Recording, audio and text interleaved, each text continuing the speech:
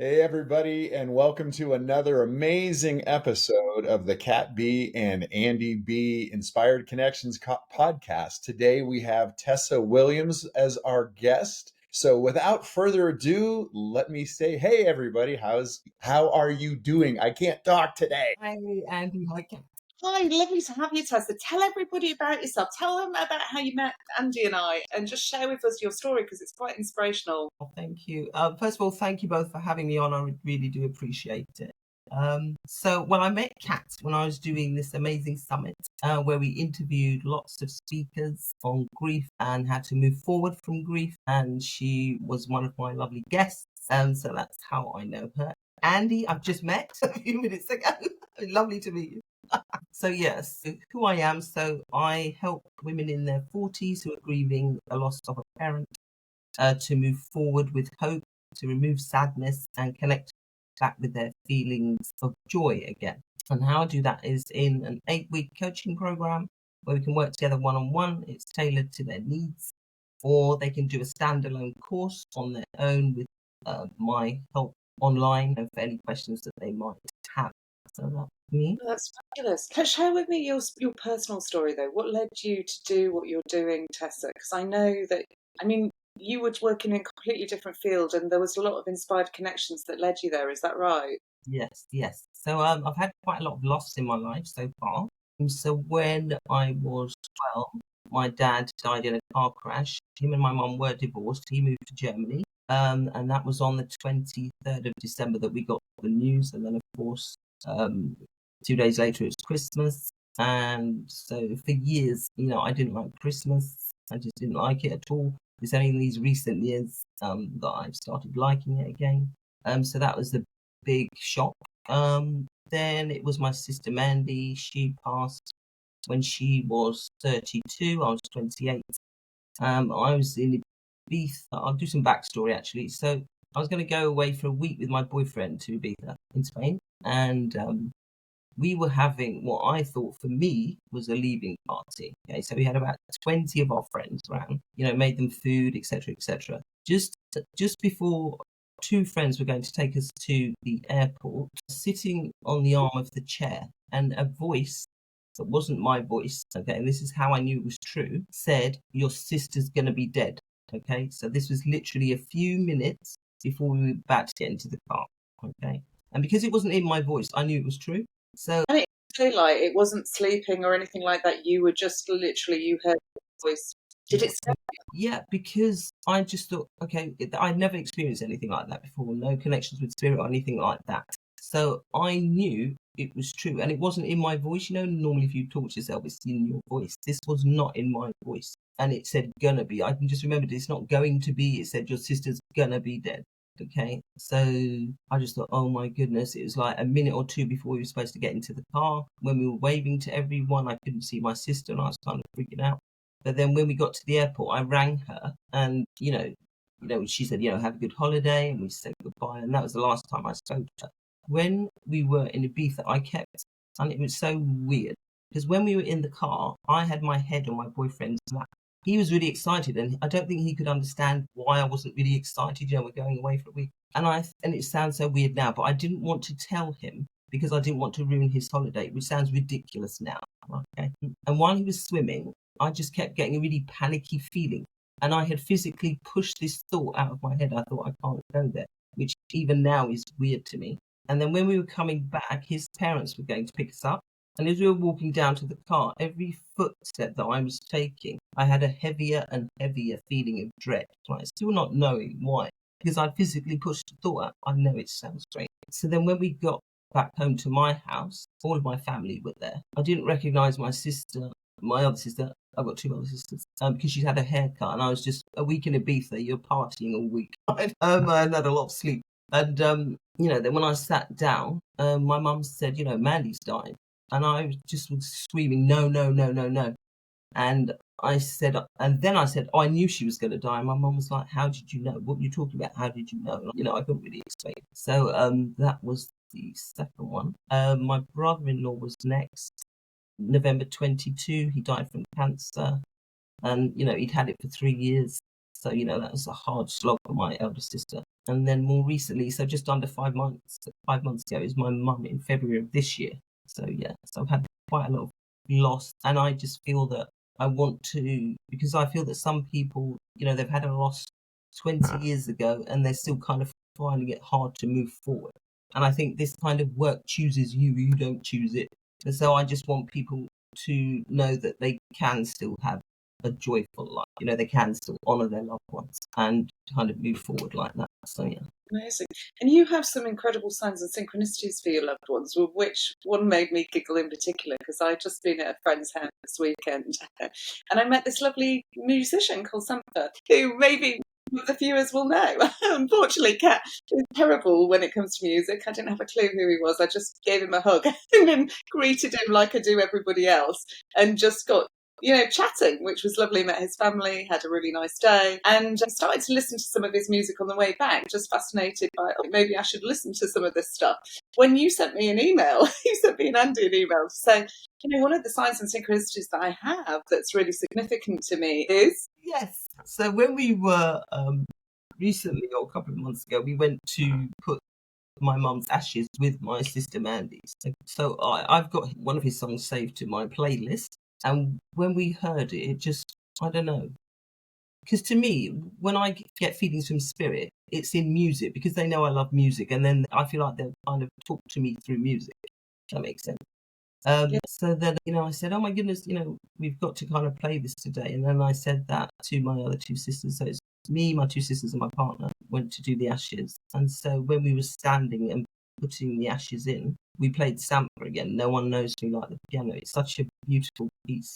And so every time I hear it now, I can feel like the atmosphere change. And I kind of link that with my mum now. So whenever I hear that song, a certain song with my sister, it's Mantra. It might be that you're in a car or you walk into a shop and suddenly it starts playing and you think, wow, that's beyond a coincidence.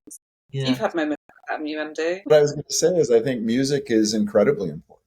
On the dad's group, music always comes up, right? There's always famous songs. There's always things that say just the right words. My son, who passed, loved the Beatles. I was never a Beatles fan, but there was a bunch of songs that I listened to afterwards, because he'd always like, oh, Dad, you got to listen to this. You got to listen to this. And I'm like, Beatles are horrible, but the Let It Be song is that song for me.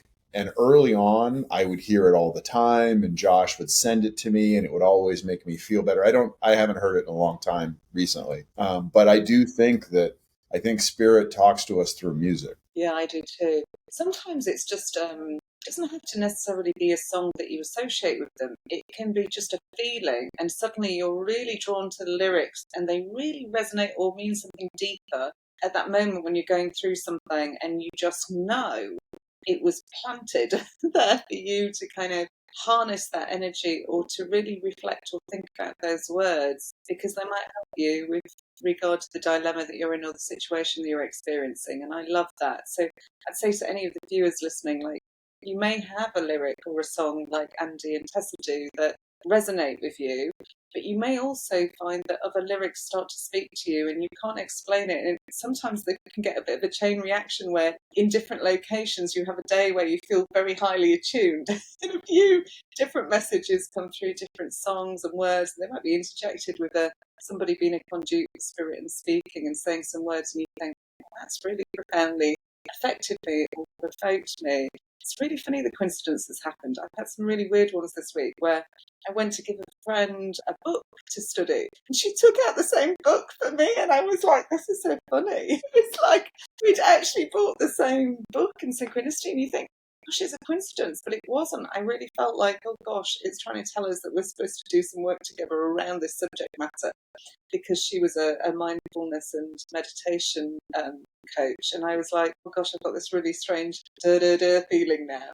So you get these little moments, and they're the little moments that in my crazy world, probably a bit crazier than you two, that lead me to do different things. I literally think I'm going to do one thing, and suddenly a plan evolves. It's like I just completed the work for Canada and we're about to go on retreat, when suddenly this English retreat step kicks off out of nowhere.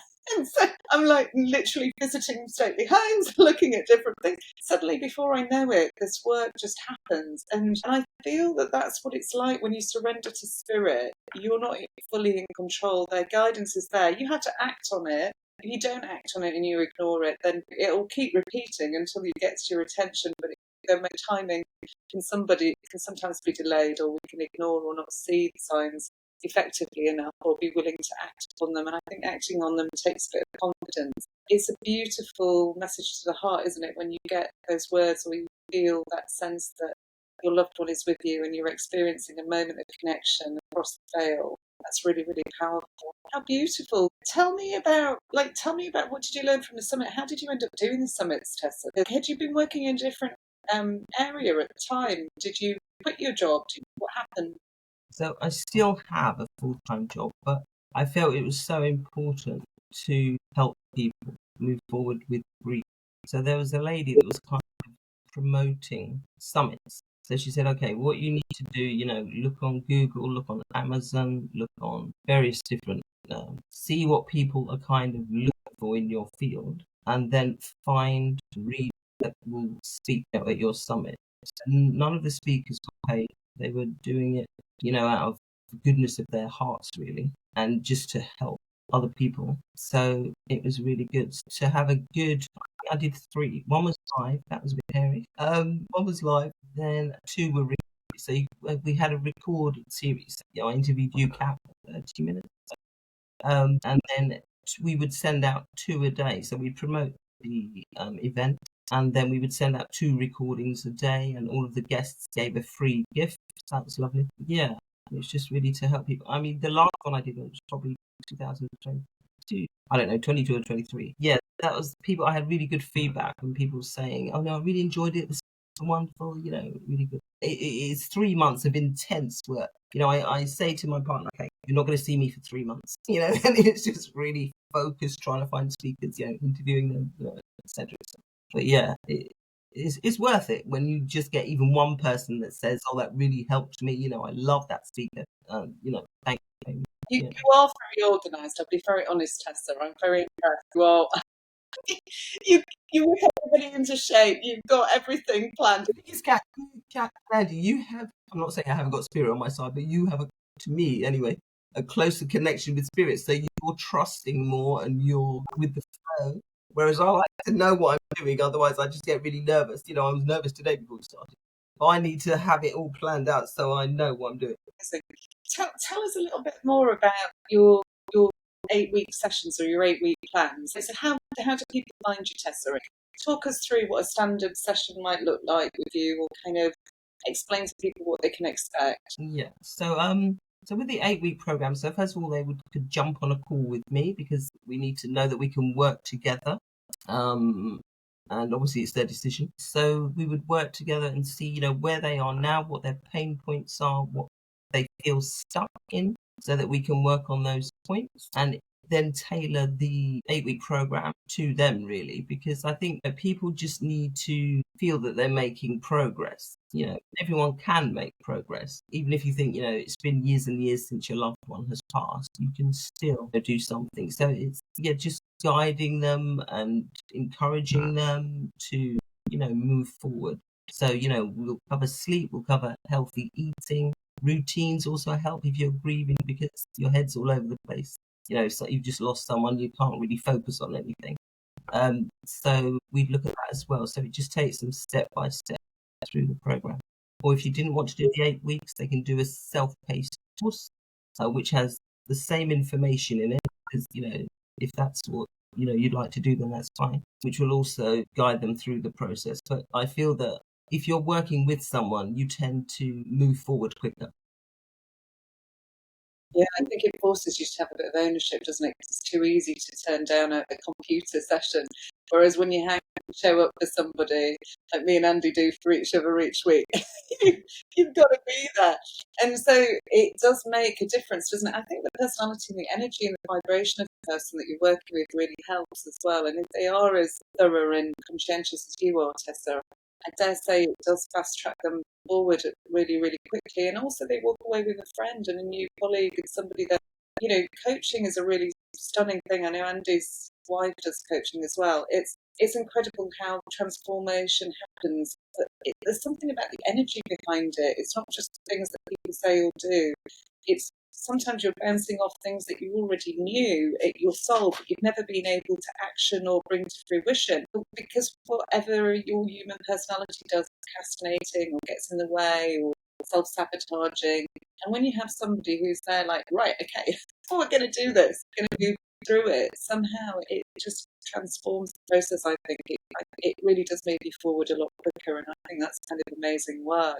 Wow. But what are some of the incredible stories or healing takeaways you've taken from your journey so far? Do you mean in coaching or in grief work, or what do you mean? Just in general, any inspired connections or kind of grief, if you were to say to, like, just anything that would inspire the listeners or kind of, has been really thought-provoking for you, like milestones or pivots on the way. Yes. Well, with inspired connections, a couple of years ago, we could hear something, and it was a little robin tapping on the window with his beak, which sounds peculiar. And this kept happening and kept happening. So even when we're walking down the stairs, we can hear something. What's that noise? And we could hear a robin tapping. So I'm not sure who had passed recently, but I get kind of inspiration from things like that, because you know that your loved one is near and trying to contact you in some way. Or I haven't really got the ability yet to decipher what it means. But I know that I always relate it, okay, someone is trying to contact us for something. Maybe you can elaborate what they mean. Yeah, a lot of people do see this. So what happens is people think, how can a bird? It's when a bird does strange behaviour. It's like a few weeks ago when we were talking, and it probably will raise it again when we meet Lynn and Deb. I had a brilliant one I was sharing on the a few weeks ago, where I was out in the sort of country with my husband, and suddenly this massive raven crow comes down and sits on the fence. There's no other birds around us. It was just weird. It literally sits, but he sits something and then it turns and it says right at my husband. And he was like, look at that bird. And no matter how close you went to it, it wasn't dead. It didn't move. And I just said to him, Stu, that's stubborn. He's just coming to let me know something, and he clearly needs to contact his mum and dad. That's my sign for him. And I took a picture and I sent it to his mum and dad, and I said, listen, Devon's here. Clearly, I need to make contact. Obviously, you're supposed to come on podcast or something. And he texts me back, when you get this message. And literally that evening, when they got the message, I was in a Mexican restaurant, and they said, Kat, of course he would contact you today. It's his birthday. He's letting us know you've made contact. And wow. And I said, what are you going to do to celebrate? And they said, we're going to go out for his favourite meal. And I said, favourite meal's not Mexican by any chance, is it? They said, it is. And I said, how did you know? And I went, look where I am. Like, I sat in a Mexican restaurant with his favourite meal in front of me. Like, I keep not. And I was like, you can say that was just a random crow or a raven, but look at the date. Look at the synchronicity of contacting his parents and what they were doing to celebrate his birthday. It was as if he was saying, I know. And what's happened there is he's influenced the bird. He isn't the bird. He's put his energy around the bird. He's influenced it with his mind to do this activity of fly in a certain way and to look in our direction. And then he's influenced me as a medium to suggest a restaurant. I suggested we go for Mexican. It's not something we do every day. So I suggested a particular restaurant at a particular time. They manoeuvred me into place. I've had it where one of the kids punked me once in France, where they got me to sit as a Buddha under this waterfall. At the time, I just thought I was being funny, and it was like sitting under this waterfall. A few weeks later, it was on Morgan's birthday. It was the 30th birthday, which is Elizabeth Boyson's son in spirit, founder of Helping Parents, one of the founders of Helping Parents Heal. I was sat at my desk and I heard Morgan say, can you text my mum, I love you? I said, I can. I will, but why? And he said, just text her, Kat, you'll find out why in a minute. And I text her, I've got Morgan here, and he says, I love you. And she said, do you know what day it is today? I said, no. She said, it's his 30th birthday. They do it to me on the birthdays. Like, it's his 30th birthday. And she said, but even more significant, have you seen my Facebook site? I said, I haven't. Why would I need to look at the Facebook site? And she said, go look at the sign that he sent me. And he sent her a bobcat. My name's Kat, and I delivered the I love you. And she'd got a bobcat as a sign. I said, well, why is bobcat the sign for Morgan? And she said, because his team was the Wildcats. And then suddenly I got ping, and I remembered I was like questioning, why was I getting so many cats appearing on this trip to France? And I thought, I bet you any money, he lived in France 7 years, I bet you any money there's 7 cats. And I went back and I looked and I was like, there's 7 cats. It's like, this is not a coincidence. And then he said, Sean was with you in Avignon, which is where I was doing the Buddha. Now, when I met Sean's mum, and she very kindly sent me, which I put on my desk actually, I had Buddhas and when Elizabeth arrived to London, she gave me a Buddha. And I said to her, that's from Sean. She bought me a blue bracelet from Morgan, and she said, I don't know why, but I had to get you this Buddha from China. And I said, oh, it's from Sean, because Linda sends me Buddhas, and people just randomly give me these little Buddhas from all over the world. And I said, but it's really random how they find me, and it's always from Sean. And when he said, go look at the photos of Avignon, and I saw myself in Avignon sat in this Buddha pose, I was just like, oh my gosh. So it gets better. I used to work in the fashion industry, and I'd taken 2 pictures of 2 T-shirts. One said love on it, and the other one said good vibration on it. So I contacted his mum, Linda, and I said, Linda, you didn't happen to keep 2 T-shirts of Sean's, did you? Or a group of T-shirts of Sean's? And she said, I did, Kat. And I said, one doesn't say love on it, and the other one say good vibrations, does it? And she said, the only 2 T-shirts I kept say love and good vibration on it. How do you know? And I said, look at this. Like, it's my Buddha. And I've taken the pictures of the only 2 T-shirts, a woman's version, and I'll grant you, but with the only 2 slogans of the 2 T-shirts that she kept. It's so specific, you can't make it up. And there had been a military, he was military with Sean, and there was a military guy following me in Avignon. And I was getting really paranoid, and I said to my husband, that guy is following us. And he said, he's not, Kat. He just happens to be going in the same direction that we are. I said, look, if he's following us and we go on the kids' carousel, he's following us, because what soldier is going to go round the kids' carousel? And he said, go on then, give it a go. He won't follow you. And I was like, what's this? And I got onto the kids' carousel with my daughter, and sure enough, the soldier started looping the carousel. And I said, now we can't get off the carousel. He is most definitely following us. And I just thought it was really weird. And so I was like, I'm going to get a picture of him, just in case there's something funny going on. I took a picture. And of course, then I realised, oh, the Buddha, the 2 T-shirts, the military connection, that was Sean. I've been punched. And so they did something like that every day. There was a different child with me every day of the trip. And I had to then work out which parents to send the information to so that they could validate it. And that's how it works, Tessa. So I know this is genuinely part of the intricacies of spirit. I call them mini miracles, but you could call them soul plans, you could call them signs and synchronicities, you could call them just a little blessing or a little, sometimes I call it a soul kiss, or just these little moments. They are magical, aren't they? Yeah. Andy knows what I mean, because you've had many, haven't you, Andy? We talked about a few of them in the passing weeks, but any recently that's really kind of like... Well, yeah, I had one that's really freaky, and maybe you can tell me what it means. So I'm sitting at this desk. It's my office. I was on a call similar to this, and I didn't have any of the windows open. I have a ceiling fan. It wasn't on. And I'm sitting there. I was burning incense. It was a business meeting. It wasn't a spiritual thing. And I'm sitting here and I feel wind, like vortex around me. And it wasn't like in my imagination. I could feel the wind physically. And then right in the base of my neck, kind of where it connects with the skull, there was the most intense isn't the right word, but it was a tingling. Right? It wasn't bad. It didn't hurt. It was there. And I was sitting there and I grabbed my desk and I'm like, okay, Josh, what the hell are you doing? What's going on here? And then the wind went away and I started thinking about it. I'm like, wow, I wonder what that was. And then the wind started. Air conditioner wasn't on. There was nothing in my room that could cause that wind, but it's the most physical sign I've ever gotten in my life. I have no idea what it means. And I've had healing sensations like that, where suddenly if I've been a little bit hyper and then suddenly spirit come in and it feels like somebody puts their hands behind your neck and then suddenly just this calm, almost like Reiki, this lovely calming energy comes in. What's interesting about what you're saying, I don't know the response, if I'm really honest, Andy, to what it was. I can't describe that. But what I find fascinating about what you're saying is it's at the back of the brainstem where the amygdala, the area of the all the hormones for stress are released, your cortisone, your adrenaline. And so it's an area of activity that is your emotional brain. And so what I would say to you is, were you quite stressed or quite het up that day? Or do you, like, because... That day? Yeah, well, just in general, it's crazy, dude.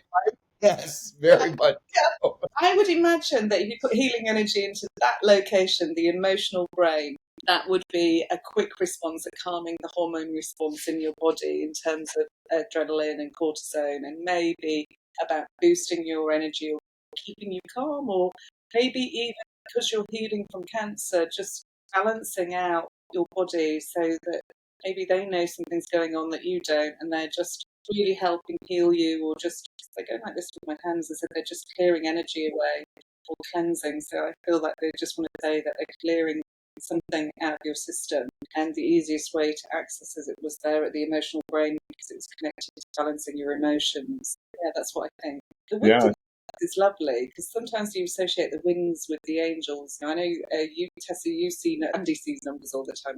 I'm a big number fan as well, but you also see angelic numbers and really feel a connection to numbers, don't you?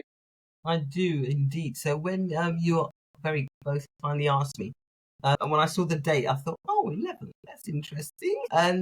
And then I saw, oh, it's episode 44 when you sent me the graphics. And I thought, okay, 4 times 11. Our door number is 65. 6 and 5 is 11. So I'm kind of, I don't know how we found out, but me and my partner, we're both 11s as our life path number. So I think that's good for teaching and spirituality and things like that. I think, so people say, like, when you say 11:11 on your watch or clock and you keep seeing it, or 4:44, sometimes I see 5:55 when I'm coming home. So any of those, I think it's either you're just to kind of calm you and bring you back to the present. This is how I perceive it.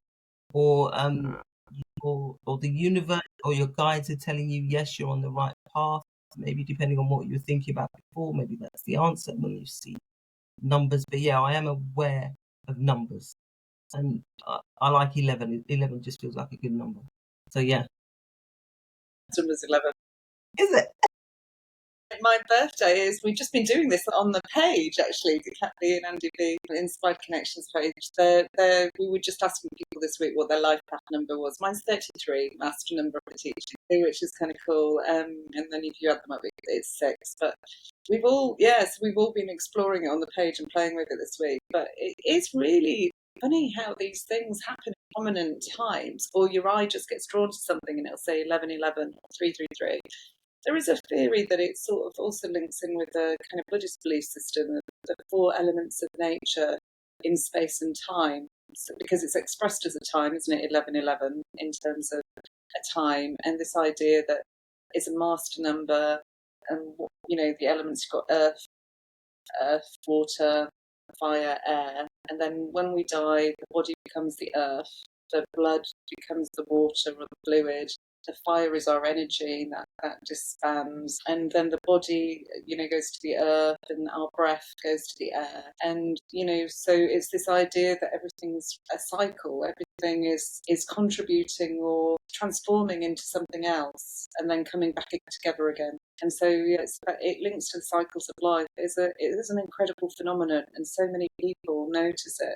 A hypnotherapist like myself might say there's an element of power of suggestion, but I can't express the coincidences or the synchronicities that happen that are so significant when these times appear seem beyond the power of suggestion to me. And they happen so frequently at just at those moments that you really need them. So, yes, I know that we can all be skeptical, but equally there is definitely something going on. There is a phenomenon that is definitely out there that is almost a little spirit kiss or blessing that sort of says you're on the right track, or this is what you look at. When I was in France, it was really funny. The first bit that started to make me giggle was when I went to get the car and they upgraded the car, and I was like, oh no, it's an angelic number on the car, it's 777. Look at the number plate, and then the other initials were TJ, and I was like, well, that's Carol Allen's son, who's also part of the HPH leadership team. And I was like, there's something else going on. And that was the first thing. And I kept seeing these sevens. Ava was about to turn 7. I didn't know at the time that Morgan had lived in France for 7 years. And so I was like, what is going on with these numbers? And it was only when I spoke to Elizabeth saying, what is the significance of 7 to Morgan? Because every hotel that I'm in has a 7 outside the door or through the window. And I just know it connects to him in some way. Can you share? And she said, yeah, he lived in France for 7 years and Ava was turning 7. And then we were taken to Lourdes, which is the 7 names for Mother Mary. You know, Lady of Lourdes is one of them. And so we got the spiritual level of 7, the family story of 7, and then her story, my story, and then the community, my individual story, the community story, and then the spiritual story. And I thought it was interesting how they overlaid. So as if the numbers had 3 different significances to them as well, which is kind of your character. So yeah, the Holy Trinity, like Son, Father, Holy Spirit, and then you've got Mother, Father, Child, all these like powerful numbers or sequences in life. So yeah, it's all very mathematical, isn't it? It's very interesting. Oh, I could talk about it all day. Anything else you'd like to share, Tessa? Anything else you'd like to tell viewers that you thought, I've got to share this before I go, or this is something that you need to know? Yeah, so for me, when I feel spirit near, either I'll get goosebumps on my arm, a shiver, so similar to Andy when he had his shiver at the back.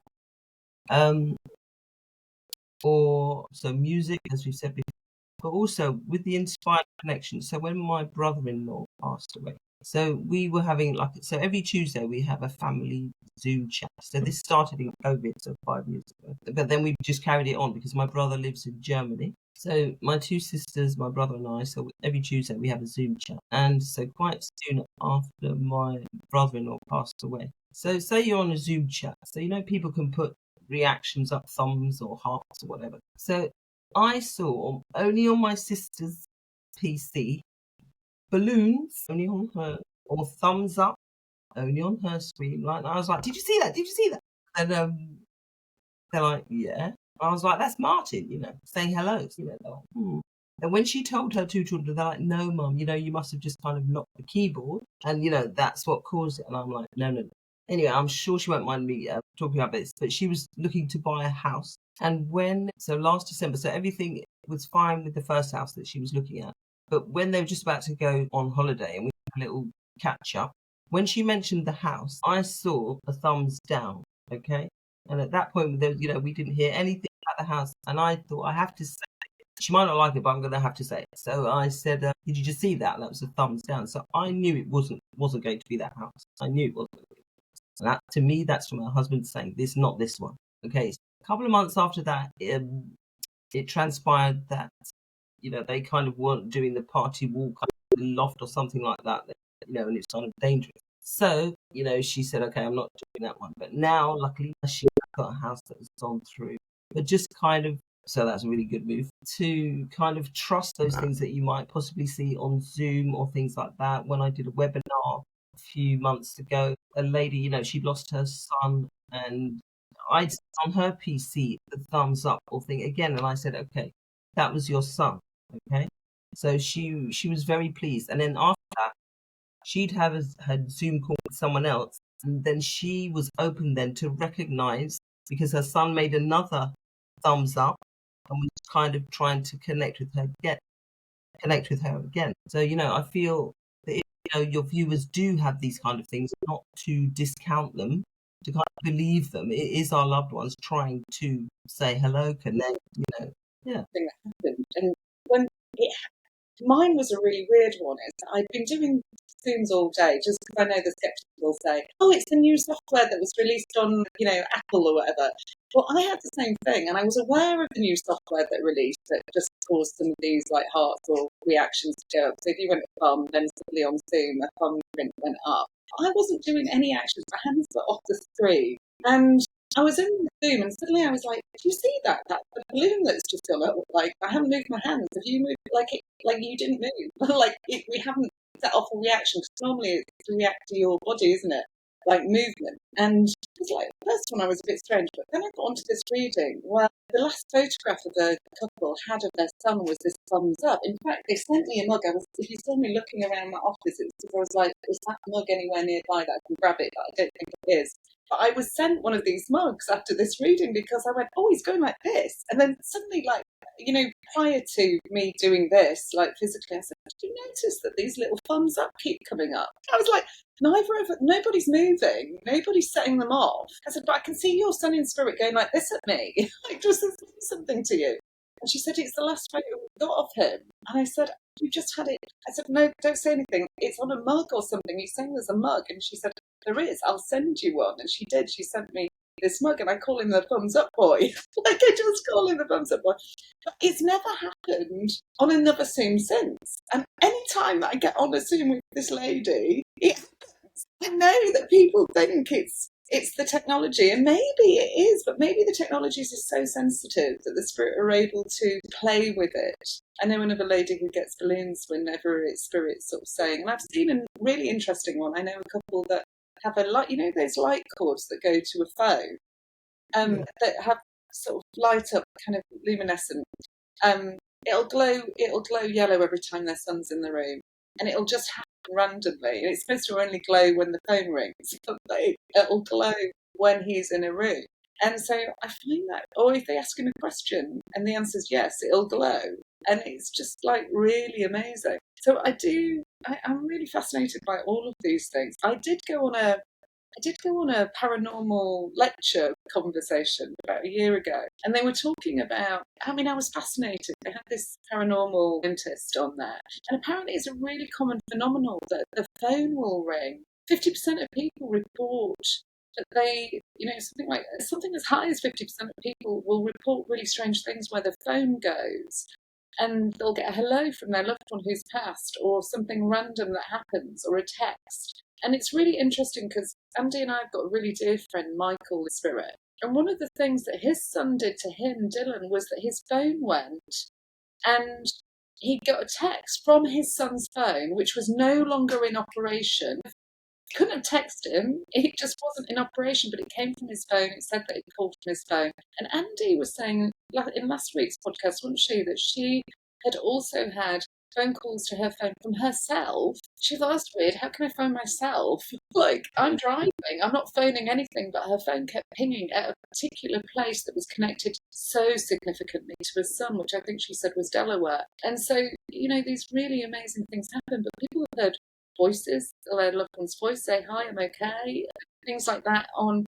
And there was it was just fascinating. I was sat there listening, thinking, wow, this is an actual thing. This really does happen frequently, much more frequently than I had presumed. And it's a renowned phenomenon. It's been documented and recorded. So, yeah, I found all these things really fascinating. I really do.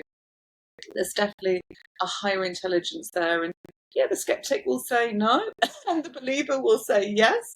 But if it makes your heart sing, and it makes you feel better, and it gives you a smile on your face and comfort in your heart, it's no bad thing. That's what I'd say. Does that make sense? I think that's a good place to end it. Tessa, it's so lovely to have you. If people want to contact you, where do they find you, my darling? Thank you. So my website is livelifetoday.co.uk. And from there, you can either book a call so we can have a chat together, or you can purchase one of the courses. So it's totally up to you. Or you can just send me a message and we can connect. So it's Live Life Today. Amazing. And you have a Facebook page as well, do you? I do, yes. It's a private Facebook group called Grieving to Growing. So again, just message me if you'd like to join the group. It's a lovely, supportive group of people who are like your audience, who have possibly, you know, lost loved ones. So it's a lovely, supportive group where we can all help each other. So yeah, I post in every day, so I give them tips and advice and things every day. So, amazing. Yeah. Mailing list. I do. Are you on my mailing list? And I was like, oh, she's sending me tips. I love it. Amazing. Thanks for coming on, Tessa. Lovely. Thank you both, Andy and Kat. It's lovely to see you. Thank you so much for having me. Have a good day. Take care. Bye-bye.